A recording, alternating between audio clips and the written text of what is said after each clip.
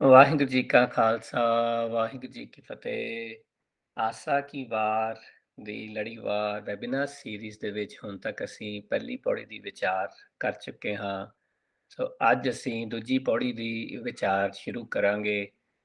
ਇਸ ਪੌੜੀ ਨੂੰ ਜਦੋਂ ਪਹਿਲਾਂ ਅਸੀਂ ਪੜ੍ਹਨ ਤੋਂ ਪਹਿਲਾਂ ਜਾਂ ਸਮਝਣ ਤੋਂ ਪਹਿਲਾਂ ਇਹਦੇ ਬਾਰੇ ਥੋੜ੍ਹੀ ਜਿਹੀ ਜਾਣਕਾਰੀ ਜਿਹੜੀ ਹੈ ਉਹ ਸਾਂਝੀ ਕਰਾਂਗੇ ਕਿ ਇਹ ਜਿਹੜੀ ਪੌੜੀ ਹੈ, ਜੋ ਪੜ੍ਹ ਕੇ ਅਸੀਂ ਸਮਝ ਪਾ ਰਹੇ ਹਾਂ, ਉਹ ਸਿਰਫ ਸੱਚ ਤੇ ਸੱਚ ਦੀ ਵਡਿਆਈ ਤੇ ਸੱਚ ਦਾ ਜਿਹੜਾ ਬਹੁਤ ਵੱਡਾ ਦਾਇਰਾ ਹੈ, ਉਹਦੇ ਬਾਰੇ ਸਾਰੀ ਗੱਲ ਕਰ ਰਹੀ ਹੈ। ਉਹਦੇ ਵਿੱਚ ਉਸ ਵੱਡੇ ਸੱਚ ਦੇ ਦਾਇਰੇ ਦੇ ਵਿੱਚ ਮੇਰਾ ਜੀਵਨ ਕਿੱਦਾਂ ਦਾ ਹੋਣਾ ਚਾਹੀਦਾ ਹੈ, ਉਹਨੂੰ ਦੱਸਿਆ ਹੈ। ਤੇ ਜੇ ਮੈਂ ਉਸ ਸੱਚ ਦੇ ਨਾਲ, ਉਸ ਹੁਕਮ ਦੇ ਨਾਲ, ਉਸ ਵਡਿਆਈ ਦੇ ਨਾਲ ਆਪਣੇ ਆਪ ਨੂੰ ਨਹੀਂ ਜੋੜ ਪਾਉਂਦਾ, ਉਹਦੇ ਵਿੱਚ ਨਹੀਂ ਜੁੜ ਪਾਉਂਦਾ, ਉਹਦੇ ਅਨੁਸਾਰ ਨਹੀਂ ਜੀਵਨ ਜੀ ਪਾਉਂਦਾ, ਤਾਂ ਮੇਰਾ ਜਿਹੜਾ ਜੀਵਨ ਹੈ ਉਹ ਕਿਸ ਤਰ੍ਹਾਂ ਦਾ ਹੋਏਗਾ ਜਾਂ ਉਹਦਾ ਮੈਨੂੰ ਕੀ ਨਤੀਜਾ ਜਿਹੜਾ ਹੈ ਉਹ ਭੁਗਤਣਾ ਪਏਗਾ। ਸੋ ਇਹ ਬਹੁਤ ਜਿਹੜਾ ਵੱਡੇ ਪੱਧਰ ਤੇ ਇਹ ਸਾਰੀ ਪੌੜੀ ਦੇ ਵਿੱਚ ਸਾਰੇ ਸ਼ਲੋਕ ਵੀ ਔਰ ਪੌੜੀ ਵੀ ਇਹਦੇ ਬਾਰੇ ਗੱਲ ਕਰ ਰਹੇ ਹੈ। ਇਹਨੂੰ ਆਪਾਂ ਜਦੋਂ ਸਮਝਾਂਗੇ ਤਾਂ ਸਾਨੂੰ ਧਿਆਨ ਰੱਖਣਾ ਪਏਗਾ ਕਿ ਜਿਹੜਾ ਆਦਿ ਸੱਚ ਹੈ, ਜੁਗਾਦ ਸੱਚ ਹੈ, ਭੀ ਸੱਚ, ਨਾਨਕ ਹੋਸੀ ਭੀ ਸੱਚ। ਸੱਚ ਦੀ ਸਾਡੇ ਕੋਲ ਜਿਵੇਂ ਪਹਿਲਾਂ ਡੈਫੀਨੇਸ਼ਨ ਗੁਰਬਾਣੀ ਦੇ ਵਿੱਚ ਹੈਗੀ ਹੈ ਕਿ ਸਮੇਂ ਦਾ ਪ੍ਰਭਾਵ ਨਹੀਂ ਪੈ ਰਿਹਾ ਸੱਚ ਦੇ ਉੱਤੇ। ਸਮੇਂ ਤੋਂ ਪਹਿਲਾਂ ਵੀ ਸੱਚ ਐਗਜ਼ਿਸਟ ਕਰ ਰਿਹਾ ਔਰ ਸਮੇਂ ਤੋਂ ਬਾਅਦ ਵੀ ਐਗਜ਼ਿਸਟ ਕਰਦਾ ਰਹੇਗਾ। ਇਹਨੂੰ ਸਾਨੂੰ ਧਿਆਨ ਵਿੱਚ ਰੱਖਣਾ ਪਏਗਾ। ਜੇ ਅਸੀਂ ਇਸ ਪੱਖ ਤੇ ਥੋੜਾ ਜਿਹਾ ਗੌਰ ਦਿਆਂਗੇ ਤਾਂ ਸਾਨੂੰ ਇਹ ਪੌੜੀ ਔਰ ਇਹਦੇ ਸਾਰੇ ਸ਼ਲੋਕ ਜਿਹੜੇ ਆ ਸਮਝਣ 'ਚ ਥੋੜੀ ਜਿਹੀ ਸੁਖਿਆਈ ਹੋ ਸਕਦੀ ਹੈ। ਸੋ ਇਹਦੇ ਨਾਲ ਆਪਾਂ ਜਿਹੜਾ ਅੱਜ ਜਿਹੜਾ ਪਹਿਲਾ ਸ਼ਲੋਕ ਹੈ ਉਹਨੂੰ ਸਮਝਣ ਦੀ, ਉਹਨੂੰ ਵਿਚਾਰਨ ਦੀ ਛੋਟੀ ਜੀ ਉਪਰਾਲਾ ਕਰਦੇ ਹਾਂ ਕਿ ਸ਼ਲੋਕ ਮਹੱਲਾ ਪਹਿਲਾ। ਸੱਚੇ ਤੇਰੇ ਖੰਡ, ਸੱਚੇ ਬ੍ਰਹਿਮੰਡ। ਸੋ ਪਹਿਲੀਆਂ ਜਿਹੜੀਆਂ ਪੰਕਤੀਆਂ ਨੇ ਉਹ ਗੱਲ ਕਰ ਰਹੀਆਂ ਨੇ ਕਿ ਵੀ ਜਿਹੜੇ ਸੱਚ ਹੈ, ਜਿਵੇਂ ਸਾਡੀ ਜੋਤ ਹੈ, ਉਹ ਜੋਤ ਭਾਵੇਂ ਇੱਕ ਵੱਖਰੇ ਹਿੱਸੇ ਵਿੱਚ ਹੈ, ਪਰ ਹੈ ਉਹ ਪਰਮੇਸ਼ਵਰ ਦਾ ਹੀ ਹਿੱਸਾ। ਵੱਡੀ ਜਿਹੜੀ ਪਾਵਰ ਹੈ ਉਹਦਾ ਹੀ ਹਿੱਸਾ ਹੈ। ਉਹ ਭਾਵੇਂ ਹੁਣ ਇੱਕ ਵੱਖਰੀ ਹਸਤੀ ਦੇ ਰੂਪ ਵਿੱਚ ਬਾਹਰ ਐਗਜ਼ਿਸਟ ਕਰ ਰਹੀ ਹੈ, ਮੈਨੂੰ ਚਲਾ ਰਹੀ ਹੈ, ਮੈਨੂੰ ਤਾਕਤ ਬਖਸ਼ ਰਹੀ ਹੈ, ਮੈਨੂੰ ਮੈਨੂੰ ਕੁਛ ਵੀ ਕਰਨ ਦੀ ਪ੍ਰੇਰਨਾ ਮੇਰੀ ਜੋਤ ਤੋਂ ਮਿਲ ਰਹੀ ਹੈ। ਉਹ ਜੋਤ ਸੱਚ ਦਾ ਹਿੱਸਾ ਹੈ। ਉਹ ਹਮੇਸ਼ਾ ਸੱਚ ਹੀ ਰਹੇਗੀ, ਭਾਵੇਂ ਇੱਕ ਅਲੱਗ ਹਿੱਸੇ ਵਿੱਚ ਵੀ ਹੋ ਜਾਵੇ, ਪਰ ਉਹ ਸਮੇਂ ਦੇ ਪ੍ਰਭਾਵ 'ਚ ਕਦੇ ਵੀ ਨਹੀਂ ਆਏਗੀ। ਸੋ ਜਿੱਦਾਂ ਕਿ ਅਸੀਂ ਦੇਖਦੇ ਹਾਂ ਕਿ ਇੱਕ ਪਾਣੀ ਦੀਆਂ ਬੂੰਦਾਂ ਜਿਹੜੀਆਂ ਜਾਂ ਲਹਿਰ ਕਹਿ ਲਈਏ, ਉਹ ਪਾਣੀ 'ਚੋਂ ਅਲੱਗ ਜ਼ਰੂਰ ਹੁੰਦੀ ਹੈ, ਪਰ ਵਾਪਸ ਪਾਣੀ ਵਿੱਚ ਜਿਹੜੀ ਆ ਉਹ ਸਮਾ ਜਾਂਦੀ ਹੈ। ਪਰ ਜਦੋਂ ਉਹ ਅਲੱਗ ਹੁੰਦੀ ਵੀ ਹੈ, ਲਹਿਰ ਕਹਿ ਲਈਏ, ਬੂੰਦ ਕਹਿ ਲਈਏ, ਪਰ ਤਾਂ ਵੀ ਉਹ ਆਪਣੇ ਸੋਰਸ ਤੋਂ ਟੁੱਟਦੀ ਨਹੀਂ। ਆਪਣੇ ਸਮੁੰਦਰ ਤੋਂ ਅਲੱਗ ਹੋ ਕੇ ਉਹਦੇ 'ਚ ਉਹ ਤਾਕਤ ਨਹੀਂ ਬਚੇਗੀ। ਜਿਹੜੀ ਲਹਿਰ ਸਮੁੰਦਰ 'ਚੋਂ ਅਲੱਗ ਹੋ ਕੇ ਕਿਨਾਰੇ ਤੇ ਆ ਜਾਂਦੀ ਹੈ, ਉਹਦੇ ਕੋਲ ਕੋਈ ਸਮਰੱਥਾ ਨਹੀਂ ਬਚਦੀ। ਇਸ ਕਰਕੇ ਸਾਨੂੰ ਇਹ ਦੇਖਣਾ ਪਏਗਾ ਕਿ ਇਹ ਜੋਤ ਦੇ ਬਾਰੇ ਅਸੀਂ ਗੱਲ ਕਰ ਰਹੇ ਹਾਂ। ਜੋਤ ਜਿਹੜੀ ਹੈ ਉਹ ਇੱਕ ਵੱਖਰੇ ਹਿੱਸੇ ਵਿੱਚ ਵੀ ਹੋਣ ਕਰਕੇ ਹਮੇਸ਼ਾ ਸੱਚ ਹੀ ਰਹੇਗੀ।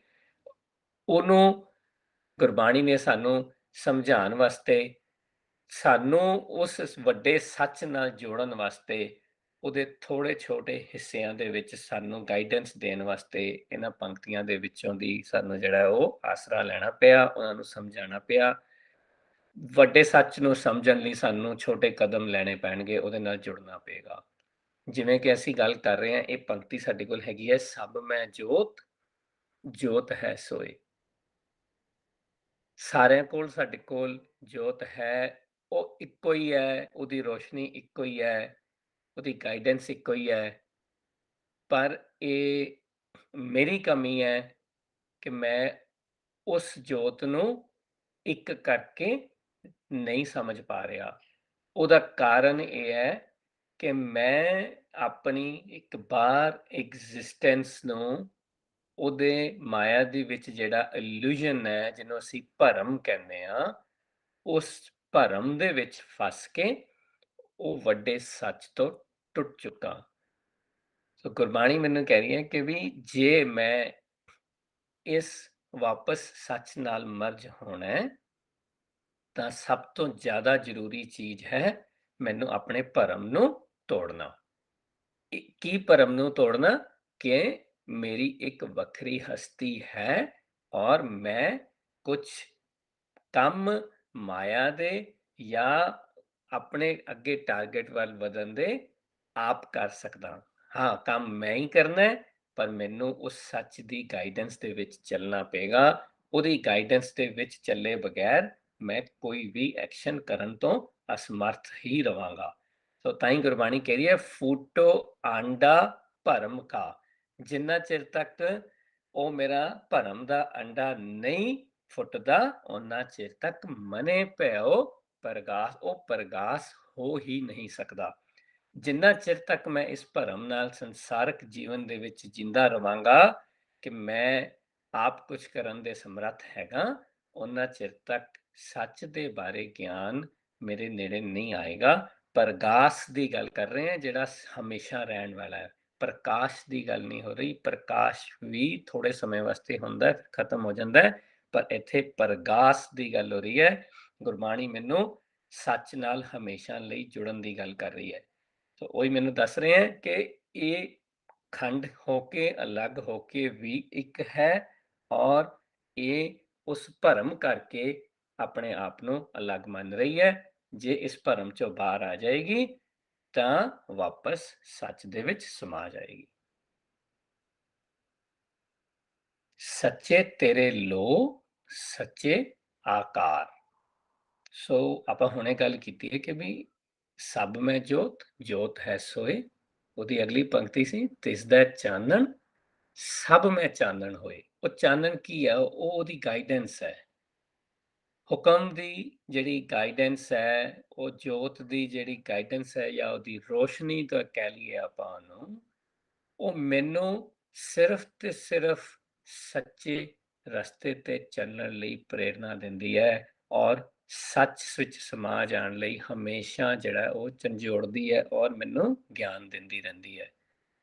ਮੈਂ ਕਿੱਦਾਂ ਇੱਕ ਇਮਾਨਦਾਰ ਔਰ ਇੱਕ ਬਹੁਤ ਸੂਝਵਾਨ ਤਰੀਕੇ ਨਾਲ ਆਪਣੇ ਐਕਸ਼ਨਸ ਨੂੰ ਉਸ ਗਿਆਨ ਦੇ ਵਿੱਚ ਲੈ ਕੇ ਆਣਾ ਹੈ, ਇਹ ਵੀ ਹਮੇਸ਼ਾ ਚੋਇਸ ਮੇਰੇ ਆਪਣੇ ਕੋਲ ਹੀ ਰਹੇਗੀ।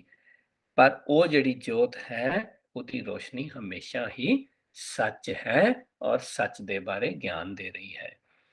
ਸੱਚੇ ਆਕਾਰ। ਆਕਾਰ ਜਿਹੜੀ ਚੀਜ਼ ਹੁਣ ਐਗਜ਼ਿਸਟ ਕਰ ਰਹੀ ਹੈ, ਭਾਵੇਂ ਉਹਨੂੰ ਆਪਾਂ ਜੋਤ ਕਹਿੰਦੇ ਆ, ਭਾਵੇਂ ਉਹਨੂੰ ਅਸੀਂ ਰੋਸ਼ਨੀ ਕਹਿੰਦੇ ਆ, ਉਹ ਪਰਮੇਸ਼ਵਰ ਦਾ ਹੀ ਹਿੱਸਾ ਹੈ। ਆਕਾਰ ਤਾਂ ਜ਼ਰੂਰ ਹੈ, ਪਰ ਉਹ ਆਕਾਰ ਅਸੀਂ ਬਾਹਰੀ ਕਿਸੇ ਅੱਖਰਾਂ 'ਚ ਜਾਂ ਕਿਸੇ ਚੀਜ਼ ਨਾਲ ਕੰਪੇਅਰ ਕਰਕੇ ਬਿਆਨ ਨਹੀਂ ਕਰ ਸਕਦੇ, ਕਿਉਂਕਿ ਉਹਦੇ ਵਰਗਾ ਹੋਰ ਸਾਡੇ ਕੋਲ ਕੁਝ ਨਹੀਂ। ਪਰ ਉਹਦਾ ਆਕਾਰ ਜ਼ਰੂਰ ਹੈ, ਉਹ ਆਕਾਰ ਰਹਿਤ ਨਹੀਂ ਹੈ। ਉਹਨੂੰ ਹੁਣ ਸਾਨੂੰ ਇਹ ਦੇਖਣਾ ਕਿ ਅਸੀਂ ਇਸ ਸੱਚ ਦੇ ਆਕਾਰ ਦੇ ਵਿੱਚ ਕਿਵੇਂ ਫਿੱਟ ਹੁੰਦੇ ਹਾਂ। ਸੱਚ ਦੇ ਆਕਾਰ ਦੇ ਵਿੱਚ ਫਿੱਟ ਹੋਣ ਲਈ ਸਾਨੂੰ ਸੱਚ ਵਰਗਾ ਹੀ ਬਣਨਾ ਪਏਗਾ। ਅਸੀਂ ਝੂਠ ਔਰ ਕੂੜ ਵਾਲਾ ਜੀਵਨ ਆਪਣਾ ਵਿਚਰ ਕੇ ਇਹ ਨਹੀਂ ਮੰਨ ਸਕਦੇ ਕਿ ਅਸੀਂ ਹੁਣ ਜਾ ਕੇ ਅਰਦਾਸ ਕਰਕੇ ਤੇ ਅਸੀਂ ਆਪਣੀ ਗਲਤੀਆਂ ਤੋਂ ਛੁਟਕਾਰਾ ਪਾ ਕੇ ਸੱਚ ਵਿੱਚ ਸਮਾ ਸਕਦੇ ਹਾਂ। ਜਿਵੇਂ ਕਿ ਤੁਸੀਂ ਇਸ ਪਿਕਚਰ ਦੇ ਵਿੱਚ ਇੱਥੇ ਦੇਖ ਪਾ ਰਹੇ ਹੋ, ਇਹ ਇੱਕ ਐਨਾਲੋਜੀ ਹੈ, ਇੱਕ ਤਰੀਕਾ ਹੈ ਕਿ ਜਿਹੜਾ ਇੱਕ ਸਕੁਅਰ ਇੱਥੇ ਅਸੀਂ ਪੈਗ ਦੇਖ ਰਹੇ ਹਾਂ, ਇਹਨੂੰ ਅਸੀਂ ਰਾਉਂਡ ਹੋਲ ਦੇ ਵਿੱਚ ਫਿੱਟ ਨਹੀਂ ਕਰ ਸਕਦੇ। ਇਹਨੂੰ ਰਾਉਂਡ ਹੋਲ ਦੇ ਵਿੱਚ ਫਿੱਟ ਕਰਨ ਲਈ ਇਹਨੂੰ ਘੜ ਕੇ ਸਾਨੂੰ ਰਾਉਂਡ ਕਰਨਾ ਹੀ ਪਏਗਾ, ਤਾਂ ਹੀ ਇਹ ਰਾਉਂਡ ਹੋਲ ਦੇ ਵਿੱਚ ਫਿੱਟ ਹੋਏਗਾ। ਇਸੇ ਤਰ੍ਹਾਂ ਹੀ ਸਾਨੂੰ ਕਬੀਰ ਜੀ ਨੇ ਇੱਕ ਸ਼ਬਦ ਦੇ ਵਿੱਚ ਦੱਸਿਆ, ਹਰ ਜਨ ਕੈਸਾ ਚਾਹੀਏ ਜੈਸਾ ਹਰ ਹੀ ਹੋਏ। ਸਾਨੂੰ ਉਸ ਆਕਾਰ ਦੇ ਵਿੱਚ ਸਮਾਨ ਲਈ ਹਰ ਵਰਗਾ ਹੀ ਹੋਣਾ ਪਏਗਾ, ਉਸੇ ਆਕਾਰ ਦੇ ਵਿੱਚ ਆਣਾ ਪਏਗਾ। ਸਾਡੇ ਕੋਲ ਹੋਰ ਕੋਈ ਵੀ ਇਸ ਤੋਂ ਇਲਾਵਾ ਜਿਹੜਾ ਉਹ ਚੋਇਸ ਨਹੀਂ ਬਚਦੀ ਹੈ। ਸੱਚੇ ਤੇਰੇ ਕਰਨੇ ਸਰਬ ਵਿਚਾਰ। ਜਿਹੜੇ ਜੋਤ ਮੈਨੂੰ ਕਰਨ ਬਾਰੇ ਗੱਲ ਕਰ ਰਹੀ ਹੈ। ਜੋਤ ਦੇ ਕਰਨੇ ਕੀ ਹੈ? ਜੋਤ ਕੋਲ ਇੱਕ ਟਾਰਗੇਟ ਹੈ, ਜੋਤ ਮੈਨੂੰ ਗਾਈਡ ਕਰ ਰਹੀ ਹੈ, ਜੋਤ ਨੇ ਵਾਪਸ ਸੱਚ ਵਿੱਚ ਸਮਾਣਾ ਹੈ, ਤਾਂ ਉਹ ਹਮੇਸ਼ਾ ਹੀ ਮੈਨੂੰ ਉਸ ਸੱਚ ਤੇ ਚੱਲਣ ਲਈ ਜਿਹੜੇ ਵੀ ਚੀਜ਼ ਦੀ, ਜਿਹੜੇ ਵੀ ਗਿਆਨ ਦੀ ਲੋੜ ਹੈ, ਉਹਦੇ ਵਾਸਤੇ ਹਮੇਸ਼ਾ ਮੈਨੂੰ ਉਹ ਉਸ ਨੌਲੇਜ ਦਿੰਦੀ ਰਹਿੰਦੀ ਹੈ ਔਰ ਮੈਨੂੰ ਮੇਰੇ ਕੋਲੋਂ ਐਕਸਪੈਕਟ ਕਰਦੀ ਹੈ ਕਿ ਮੈਂ ਉਸ ਨੌਲੇਜ ਨੂੰ ਲੈ ਕੇ ਉਹਦੇ ਅਕੋਰਡਿੰਗਲੀ ਆਪਣਾ ਜੀਵਨ ਜੀਵਾਂਗਾ ਔਰ ਉਸ ਜੀਵਨ ਦੇ ਵਿੱਚ ਵਿਚਰਦਿਆਂ ਹਮੇਸ਼ਾ ਇਸ ਗੱਲ ਤੋਂ ਧਿਆਨ ਵਿੱਚ ਰਹਿ ਕੇ ਜਾਗਰੂਕ ਰਵਾਂਗਾ ਕਿ ਵੀ ਮੈਂ ਆਪਣੇ ਟਾਰਗੇਟ ਵੱਲ ਵਧਦੇ ਰਹਿਣਾ ਹੈ, ਉਹਦੀ ਗਾਈਡੈਂਸ ਦੇ ਵਿੱਚ, ਉਹਦੇ ਹੁਕਮ ਦੇ ਵਿੱਚ। ਉਹਦੀ ਕਿਰਪਾ ਔਰ ਜੋਤ ਦੀ ਬਖਸ਼ਿਸ਼ ਤੋਂ ਬਗੈਰ ਵੀ ਮੇਰੇ ਕੋਲ ਐਕਸ਼ਨ ਕਰਨ ਲਈ ਜਿਹੜਾ ਹੈ, ਉਹ ਤਾਕਤ ਨਹੀਂ ਹੈ। ਸੋ ਇਸ ਤਰ੍ਹਾਂ ਸਾਨੂੰ ਇਹ ਦੱਸਣਾ ਹੈ, ਸੱਚੇ ਦੇ ਕਰਨੇ ਜਿਹੜੇ ਨੇ ਉਹ ਕੀ ਹੈ? ਉਹ ਹਮੇਸ਼ਾ ਸਾਨੂੰ ਯੂਨੀਵਰਸਲ ਵੈਲ ਬੀਇੰਗ ਦੀ ਗੱਲ ਕਰਦੀ ਹੈ। ਉਹ ਨਿਰਸਵਾਰਥ ਜੀਵਨ ਦੀ ਗੱਲ ਕਰ ਰਹੀ ਹੈ, ਕਿਉਂਕਿ ਸਾਰਿਆਂ 'ਚ ਇੱਕੋ ਸਮਾਨ, ਇੱਕੋ ਤਰੀਕੇ ਨਾਲ ਵਿਚਰ ਰਹੀ ਹੈ। ਜਦੋਂ ਸਾਰਿਆਂ ਵਿੱਚ ਇੱਕ ਤਰ੍ਹਾਂ ਨਾਲ ਵਿਚਰ ਰਹੀ ਹੈ, ਤਾਂ ਉਹ ਸਾਰਿਆਂ ਦਾ ਹੀ ਧਿਆਨ ਕਰ ਰਹੀ ਹੈ। ਇਸ ਕਰਕੇ ਸਾਨੂੰ ਇਹ ਹਮੇਸ਼ਾ ਧਿਆਨ ਰੱਖਣਾ ਪਏਗਾ ਕਿ ਕੀ ਮੇਰਾ ਜਿਹੜਾ ਥਾਟ ਹੈ, ਉਹ ਕਿਤੇ ਸਵਾਰਥੀ ਤਾਂ ਨਹੀਂ? ਉਹ ਕਿਤੇ ਮੈਲਾ ਤਾਂ ਨਹੀਂ ਹੋ ਗਿਆ? ਜੇ ਮੇਰਾ ਥਾਟ ਮੈਲਾ ਹੋ ਰਿਹਾ ਹੈ, ਸਵਾਰਥੀ ਹੋ ਰਿਹਾ ਹੈ, ਤਾਂ ਮੈਂ ਹੁਕਮ ਦੀ ਗਾਈਡੈਂਸ ਤੋਂ ਆਪਣੇ ਆਪ ਨੂੰ ਨਿਖੇੜ ਰਿਹਾ, ਅਲੱਗ ਕਰ ਰਿਹਾ। ਉਹ ਫਿਰ ਇੱਕ ਆਪਣੀ ਮੇਰੀ ਪਰਸਨਲ ਵੈਲ ਬੀਇੰਗ ਨੂੰ ਵੀ ਇਫੈਕਟ ਕਰਦਾ ਹੈ।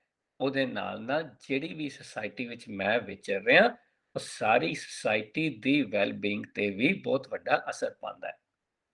ਜਦ ਕਿ ਹੁਕਮ ਜਿਹੜਾ ਉਹ ਨਿਰਵੈਰ ਹੈ। ਉਹ ਹਮੇਸ਼ਾ ਜਿਹੜਾ ਹੈ, ਹਰ ਚੀਜ਼ ਨੂੰ ਅੱਗੇ ਤੋਰਨ ਲਈ ਸਿੱਖਿਆ ਦੇ ਰਿਹਾ ਹੈ ਔਰ ਪ੍ਰੇਰਨਾ ਦੇ ਰਿਹਾ ਹੈ। ਪਰ ਮੇਰੇ ਕੋਲ ਮੇਰੀ ਛੋਟੀ ਸੋਚ ਜਿਹੜੀ ਹੈ, ਉਹਦਾ ਦਾਇਰਾ ਬਹੁਤ ਛੋਟਾ ਹੋਣ ਕਰਕੇ ਉਹ ਸਿਰਫ ਤੇ ਸਿਰਫ ਜਿਹੜੇ ਆਪਣੇ ਬਹੁਤ ਸ਼ਾਰਟ ਟਰਮ ਜਿਹੜੇ ਬੈਨੀਫਿਟ ਨੇ, ਉਹਨਾਂ ਦੇ ਵਿੱਚ ਘੁੰਮਦੀ ਰਹਿੰਦੀ ਹੈ। ਆਪਣੇ ਛੋਟੇ-ਛੋਟੇ ਨਫ਼ੇ ਨੁਕਸਾਨ ਦੇ ਵਿੱਚ ਆਪਣਾ ਜੀਵਨ ਜਿੰਦੀ ਰਹਿੰਦੀ ਹੈ। ਇਸ ਕਰਕੇ ਮੈਨੂੰ ਹੁਕਮ ਉਹ ਕਹਿ ਰਿਹਾ ਹੈ ਕਿ ਇਸ ਛੋਟੇ ਦਾਇਰੇ ਦੇ ਵਿੱਚੋਂ ਦੀ ਬਾਹਰ ਆ ਕੇ ਮੈਨੂੰ ਸੱਚ ਦੇ ਲੈਂਸ ਨਾਲ ਆਪਣੇ ਆਪ ਨੂੰ ਪਰਖਣਾ ਪਏਗਾ ਔਰ ਉਸ ਪਰਖ ਅਨੁਸਾਰ ਆਪਣੇ ਆਪ ਨੂੰ ਇੰਪਰੂਵ ਕਰਕੇ ਇੱਕ ਕਦਮ ਅੱਗੇ ਚੱਲ ਕੇ ਵੱਡੇ ਪੱਧਰ ਤੇ ਸੁਸਾਇਟੀ ਵਿੱਚ ਤੇ ਸੱਚ ਵੱਲ ਤੁਰਨ ਲਈ ਆਪਣੇ ਆਪ ਦੇ ਐਕਸ਼ਨਸ ਔਰ ਜੋਤ ਦੀ ਦੱਸੀ ਗਾਈਡੈਂਸ ਨਾਲ ਆਪਣਾ ਜੀਵਨ ਜੀਣਾ ਪਏਗਾ। ਇਹਨਾਂ ਸ਼ਬਦਾਂ ਦੇ ਨਾਲ ਅੱਜ ਦਾ ਜਿਹੜਾ ਆਪਾਂ ਵੈਬੀਨਾਰ ਹੈ ਇੱਥੇ ਸਮਾਪਤ ਕਰਾਂਗੇ। ਇਸ ਸ਼ਲੋਕ ਨੂੰ 2 ਜਾਂ 3 ਹਿੱਸਿਆਂ ਵਿੱਚ ਵਿਚਾਰਨ ਦੀ ਕੋਸ਼ਿਸ਼ ਕਰਾਂਗੇ ਕਿਉਂਕਿ ਸ਼ਲੋਕ ਕਾਫੀ ਵੱਡਾ ਹੈ। ਸੋ ਇਹਨੂੰ ਥੋੜਾ ਜਿਹਾ ਸੈਪਰੇਟ ਕਰਕੇ ਜਿਹੜਾ ਹੈ ਉਹ ਵਿਚਾਰਦੇ ਰਵਾਂਗੇ ਤਾਂ ਕਿ ਸਾਨੂੰ ਜਿਹੜਾ ਸਮਝ ਵੀ ਆਉਂਦਾ ਰਹੇਗਾ ਔਰ ਅਸੀਂ ਇਹਦੇ ਨਾਲ ਜੁੜੇ ਵੀ ਰਵਾਂਗੇ ਜੀ। ਇਹਨਾਂ ਸ਼ਬਦਾਂ ਨਾਲ ਜੀ ਵਾਹਿਗੁਰੂ ਜੀ ਕਾ ਖਾਲਸਾ, ਵਾਹਿਗੁਰੂ ਜੀ ਕੀ ਫਤਿਹ।